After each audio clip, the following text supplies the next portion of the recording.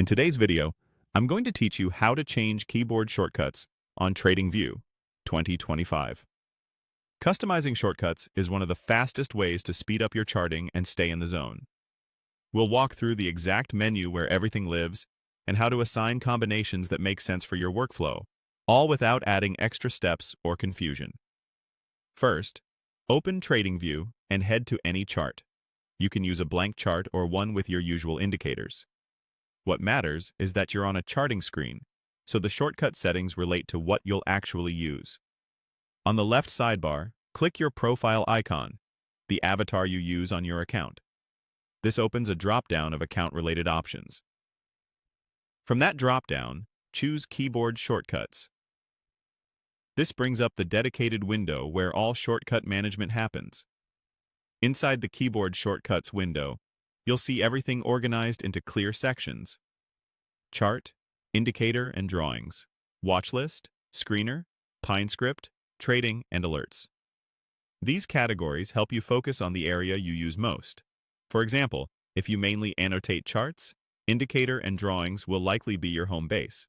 If you manage positions from the chart, check Trading. If you scan symbols often, explore Watchlist and Screener.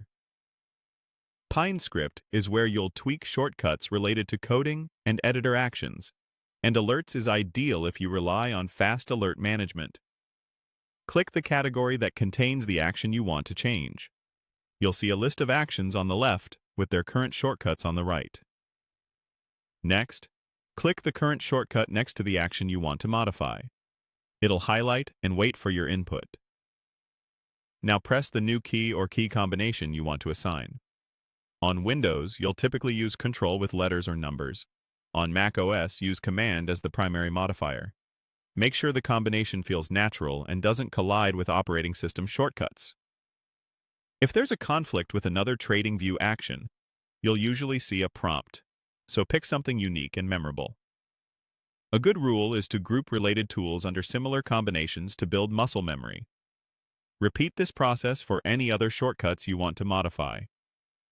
It's perfectly fine to experiment. Just take a moment to keep your choices consistent, especially across drawing tools, timeframes, or order actions. When you're done, click OK to save all changes. This confirms your new layout and applies it immediately.